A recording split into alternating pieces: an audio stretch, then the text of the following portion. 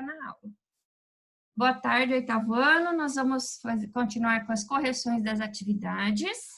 Eu vou começar com a correção da questão 5 da página 20 do caderno de atividades.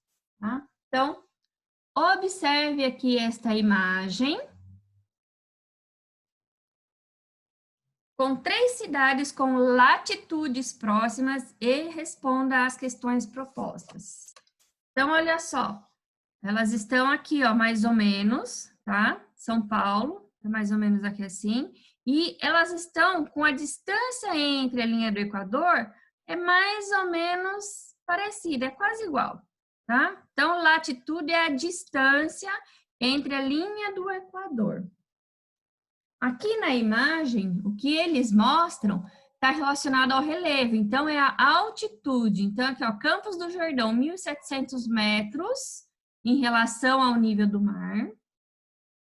Campinas, 700 metros em relação ao nível do mar. E o Rio de Janeiro, 2 metros, que a gente até pode desprezar essa altitude aqui. Então, aqui basicamente é ao nível do mar, que a gente considera aí como 0 metros, ok?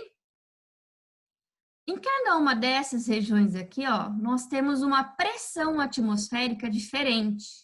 Aqui, a pressão atmosférica é muito maior do que aqui. Aqui praticamente não existe. Por quê? Aqui, as partículas que compõem o ar, elas estão bastante dispersas, estão longe uma da outra. Aqui elas estão bem juntinhas. Então, quando o sol bate nas partículas aqui, é mais fácil de aquecer do que aqui onde elas estão dispersas. E com isso, aonde eu tenho uma altitude maior, minha temperatura é menor. Aonde eu tenho uma altitude baixa, eu tenho uma temperatura maior. Campinas tem aqui, ó, 700 metros. São Paulo está mais ou menos 790 metros a nível do mar. Então, para vir de São Paulo para Campinas, a gente tem aqui uma descidinha, ok? Então, aonde é mais frio? Em Campinas ou São Paulo? Em São Paulo, porque São Paulo está mais alto que Campinas. E aqui, no caso dessa imagem, em Campos do Jordão é mais alto. Por quê? Porque, né, é mais frio em Campos do Jordão. Por quê? Porque a cidade é mais alta. Então, aqui o ar é mais rarefeito e eu tenho uma menor pressão atmosférica. Tudo bem? Então, resposta, questão B. Com base na ilustração, podemos afirmar que a diferença de altitude é mais preponderante do que a diferença de latitude?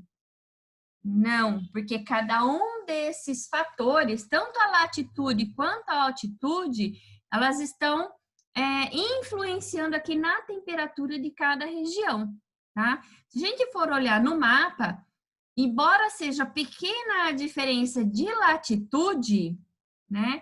Ela tem aí uma certa influência e também a altitude. Então, os dois fatores vão interferir aí na temperatura do ambiente dessa região. Tudo bem? Como eu já havia dito, né? Então, nós fizemos a correção da questão 5, página 20. Agora, nós vamos para a página 44 da apostila. Por gentileza.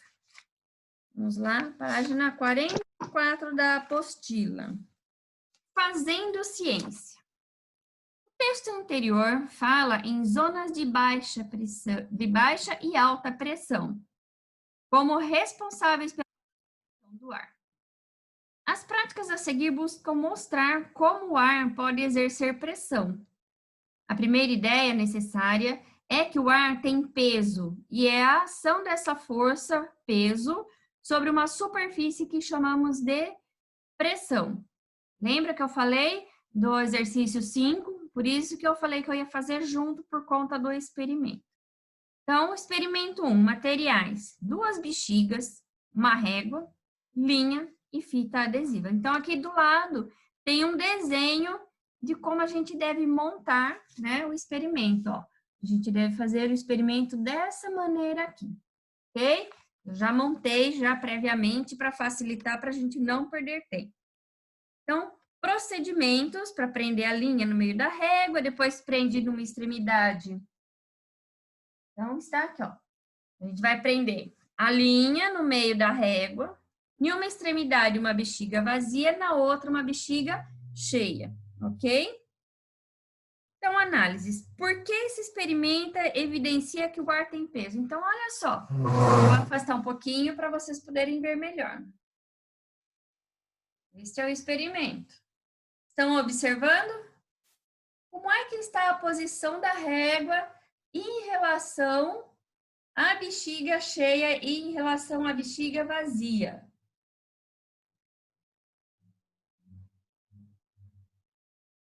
Eu tenho como perceber aí, como notar, se existe peso no ar?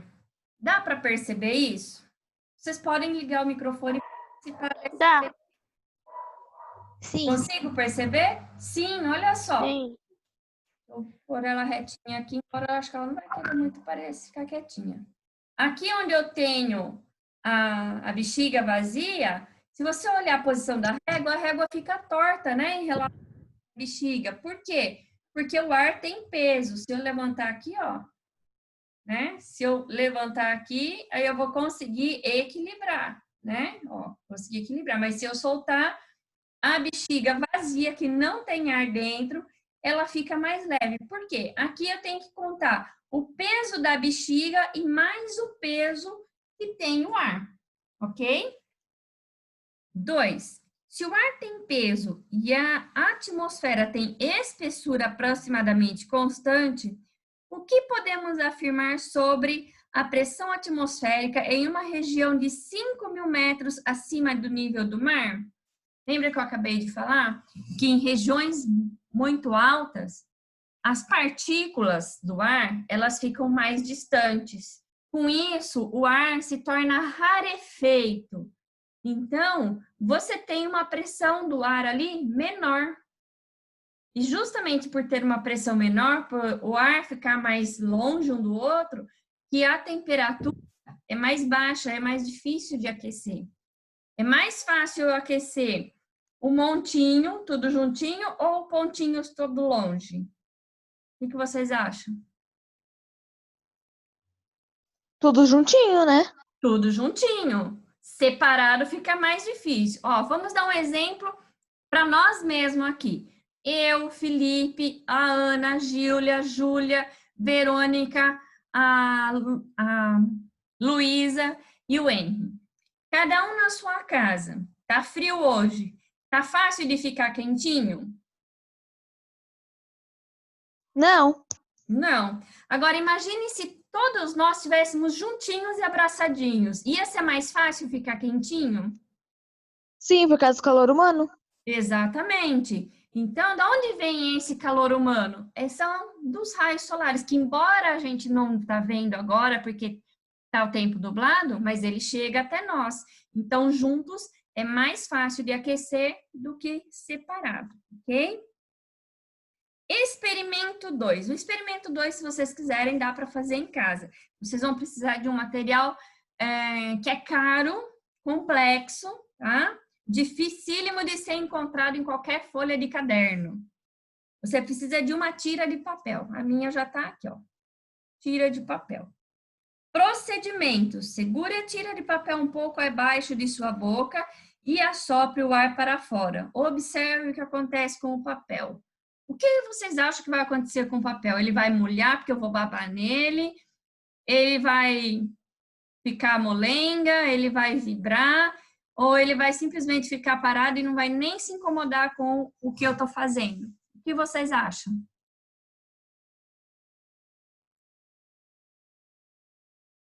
Não precisa falar todo mundo de uma vez, pode falar aos pouquinhos. O Henry acha que vai vibrar. E você, Felipe, o que você acha? Eu não entendi muito bem. Não entendeu? De novo. Não.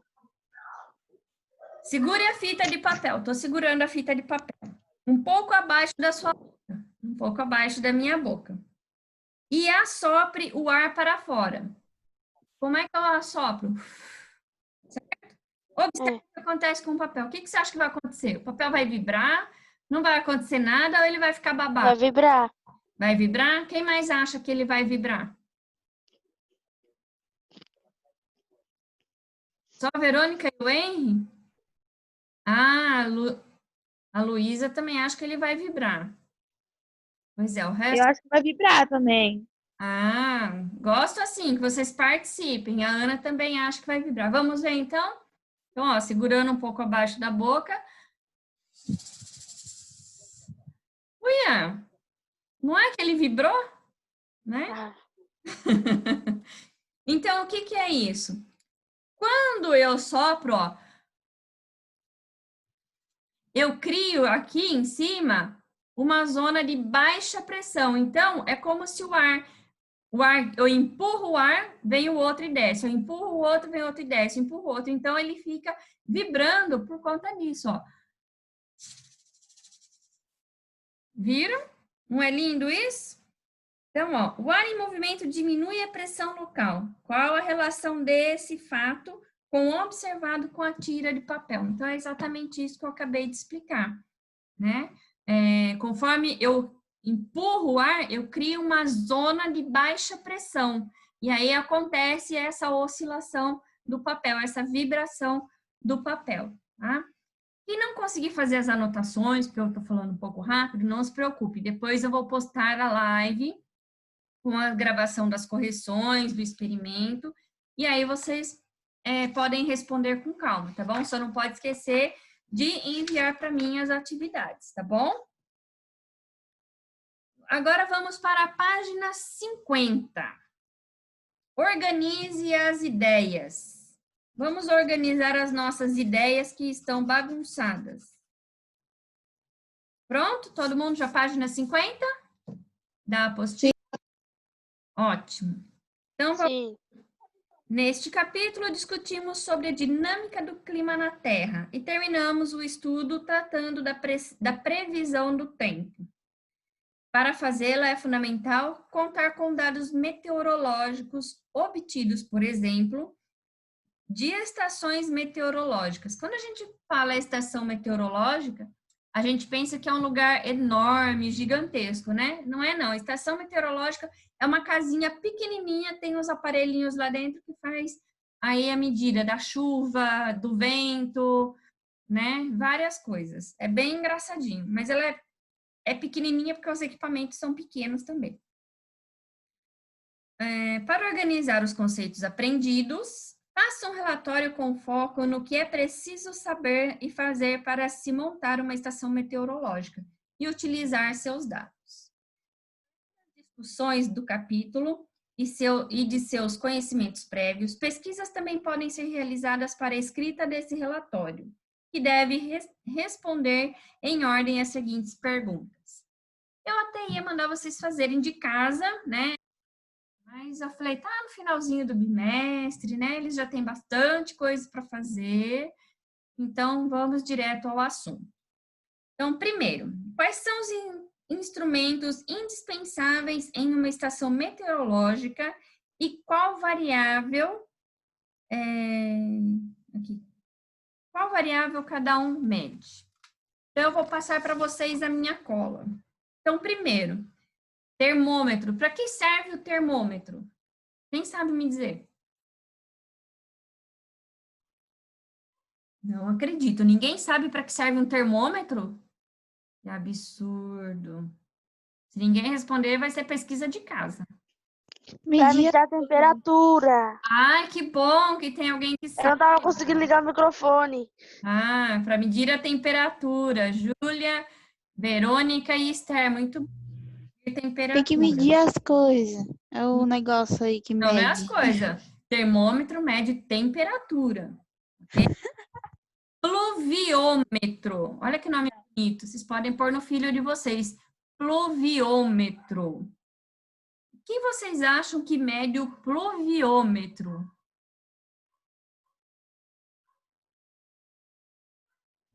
Água. A água, exatamente, né? Pluviômetro significa aí a quantidade de água. Tá? Então, mede a quantidade de água que tem durante um período de chuva, tá? Então, quando eles falam assim na televisão, olha, em Hermelino Matarazzo, hoje choveu 10 milímetros de chuva, e na região central teve 20 milímetros de chuva, que era o mais do que esperado para esse período. Como é que eles sabem isso? O pluviômetro é como se fosse uma provetinha. Vou mostrar para vocês aqui uma provetinha na minha caixa mágica. Eu disse para vocês, na minha caixa mágica eu tenho de tudo. Então, o pluviômetro é como se fosse algo parecido com isso daqui, tá? Tem aqui, ó, a escala. E aí, choveu aqui, ó, 20. Então, aqui, ele vai pegar, vai medir. Ah, tá. Aqui tem 20 ml, então choveu 20 mililitros de água. Tá? Ah, choveu 50 mililitros. Aqui, ó, choveu tudo isso daqui. É o que é assim que eles fazem a quantidade de chuva, ok?